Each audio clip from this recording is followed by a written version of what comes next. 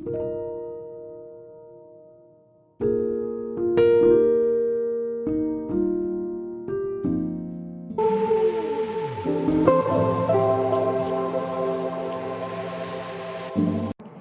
everyone, this is Ashmita from Services Classes, and as you can see here in today's class, as you have seen in the title itself, it's all about the UPSC second paper, that is paper 2 for the year 2022. And here we are going to solve the questions. Like here we are going to select certain questions and then we are going to solve it. It's not all about like solving all the questions for paper 2, but rather we are going to solve 5 to 6 questions in each of our videos so that you can follow it properly. And if you have any kind of queries, do comment below in our comment box. You will get your space where you can just post your queries, and here we can just help you out. And apart from this, if you want to join our classes, you can just go over to the description box just below this video. You will get it. That's www.servicesclasses.com. That's the official website of our classes. You can also just call us at the number which is provided at the beginning of the video, or you can also just check the number in the description box and give us a call at any time. You are going to get the like benefits of live lectures, recorded lectures, portal access that's available to all the enrolled candidates 24/7. We are providing you with all the facilities regarding crash courses, scholarships, doubt clearing classes, then worksheets after every session, mock test facilities, and also past 5-year solutions we are going to provide you for any kind of entrance examination preparation that you want to do. And apart from that, we are going to provide you with source study materials which will be provided at your doorstep through the fastest delivery possible. All right, so that's it about our classes. And if you want to solve the sample papers and the unsolved papers also, we are here to help you out. So let's begin solving the questions provided. Your first question and the series of questions that we are going to solve today is mostly based on like English portion, and a bit of economics is there. So let's start solving it. Now here they have given the directions for the following 4 items, that is the next following 4 questions. Read the following 2 passages and answer the items that follow the passages. Your answers to these items should be based on the passages only. Passage 1 says, in simple matters like shoemaking, we think only a specially trained person will serve our purpose. But in politics, we presume that everyone who knows how to get votes knows how to administer a state. When we are ill, we call for a trained physician whose degree is a guarantee of specific preparation and technical competence. We do not ask for the handsomest physician, right?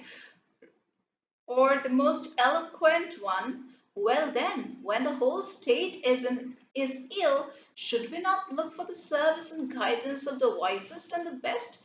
Quite need for the hour paragraph they have given.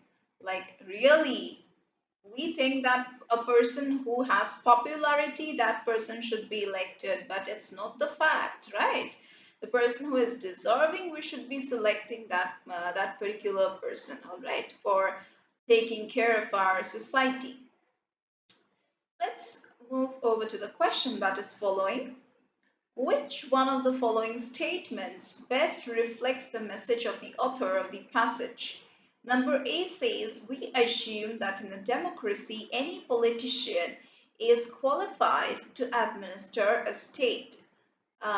Yes, that is what the passage is actually trying to say. Let's see the other options also. Politicians should be elected from those trained in administration. Not really. They haven't spoke about anything written like administration and all. The third point says, we need to devise a method of borrowing incompetence from public office. Not really. Number D says, as voters select their administrators, the eligibility of politicians to administer a state cannot be questioned. No, nothing of these sort have been mentioned in the paragraph. Okay, so let's come back to the passage. Now let's move over to passage number 2. We have finished with passage number 1. Yes, no more questions are there. Let's move over to passage number 2, which says the poverty line is quite unsatisfactory when it comes to grasping the extent of poverty in India.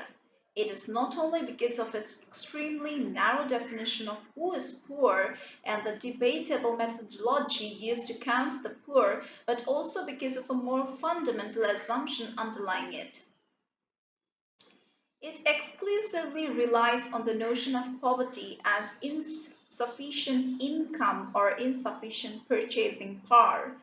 One can better categorize it by calling it income poverty. Okay, we're talking about poverty, which is a part of economics, and here we are getting this paragraph as a case study from economics. If poverty is ultimately about deprivations affecting the human well-being, then income poverty is only one aspect of it.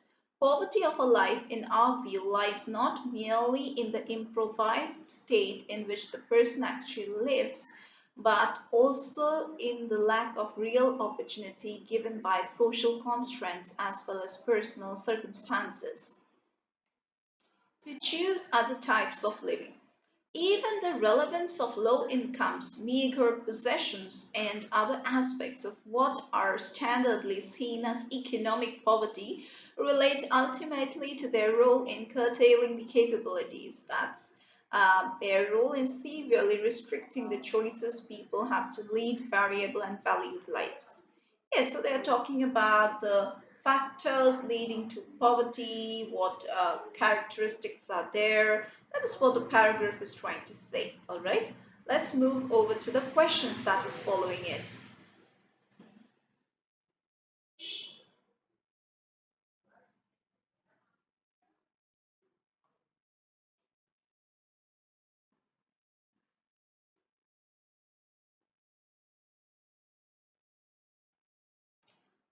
Number 12. Why is the methodology adopted in India to count the poor debatable?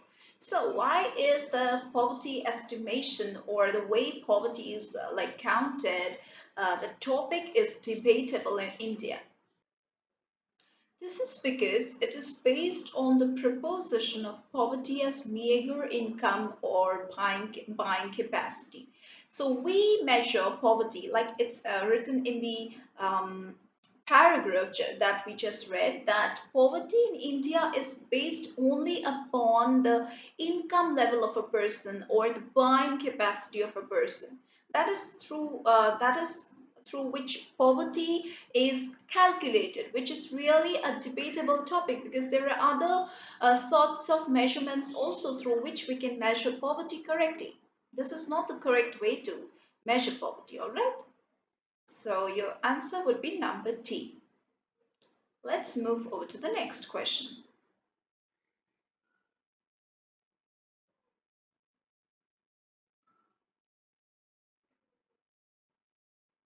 Why is income poverty only one measure of counting the poor?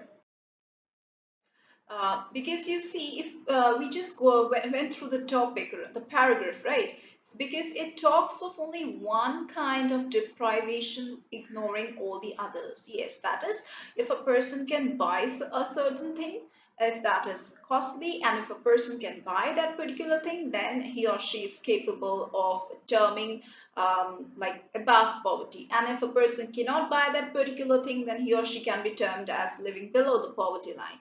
So that's not a real measure or the correct measure of counting the poor. So that is what the paragraph has told us. So your answer would be number A. Let's move over to question number 14. Question number 14 says, what does the author mean by poverty of a life?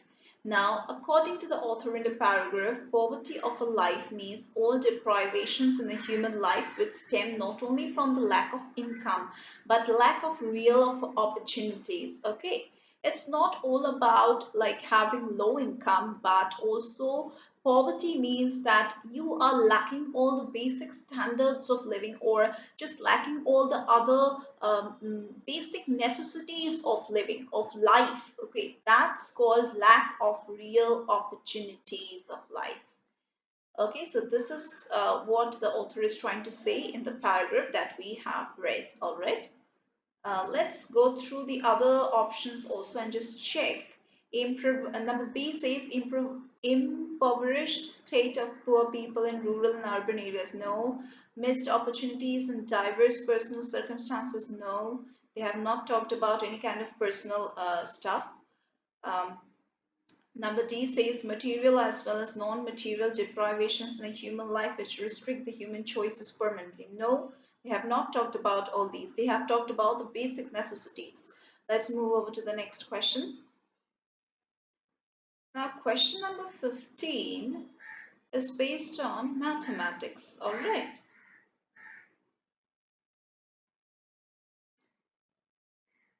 Let's solve it up. X and Y run a 3-kilometer race along a circular course of length 300 meter. Okay. Circular course of length 300 meter. This is 300 meter. Their speeds are in the ratio 3:2. If they start together in the same direction, how many times would the first one pass the other if the start off is not counted as passing? How many times? Yeah, it would be 3 times, of course. So your answer would be number B, 3 times. All right.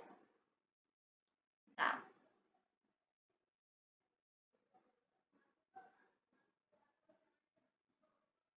yeah, so that's it for today's class. We have solved 5 questions. We are going to solve like this only 5 questions per video. And if you have any kind of queries, do comment down below.